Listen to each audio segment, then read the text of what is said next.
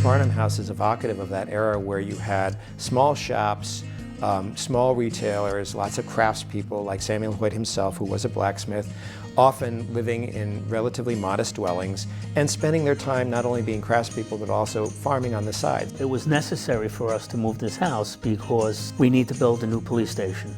The main argument for moving the house, other than the city's need, is really the society's ability to use the house. We can run our programs more easily here because now there's a place for buses, it's secure for children, we can keep an eye on it, we can change exhibits in it as necessary. And it also turns the society into more of a destination because now we really are a center for history because they can visit the society, see the Hoyt-Barnum house, then go on to the museum and see the farming, walk on the nature trails, and then go to the Arboretum. So for a number of purposes, it really is beneficial for the society to have the house here.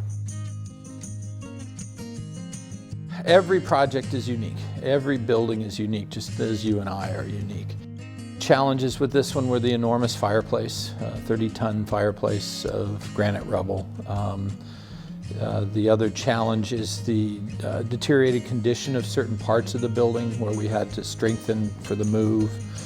We had to build all these temporary bracings in here. So this is going to keep the girl together as we move it down the road. It's not going to let it rack or wobble or shift. So, you know, we built a house inside of a house.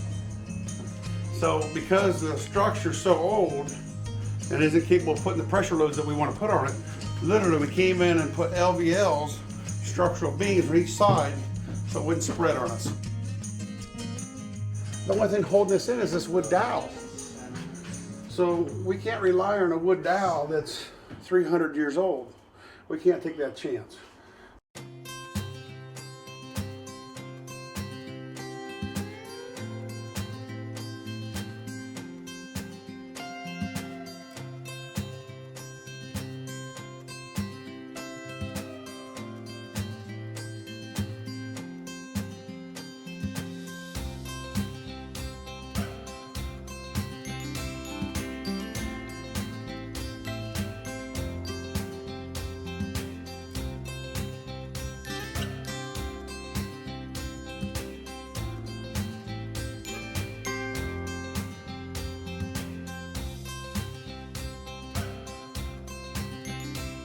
The number of people who worked on this project, all the different agencies in the city of Stamford and the state of Connecticut, we had to deal with DOT to move the house. Within DOT, they have an overweight section. They have an encroachment section. The encroachment is because the house is bigger than 14 feet, and that's the limit that they permit on a road. Overweight because the weight of the house was in excess of 180,000 pounds, and that's much heavier than they permit. So you had to get special permits from them. You had to deal with the state police. High Ridge Road is a state road, and we had to go underneath the Merritt, which is a state highway. We had to deal with the police department and their escort service. We had to deal with zoning and EPB, the civil engineers in my department, and the architects and his civil engineers and his mechanical engineers and his structural engineers. A lot of people, had to be involved in one way or the other to get this done.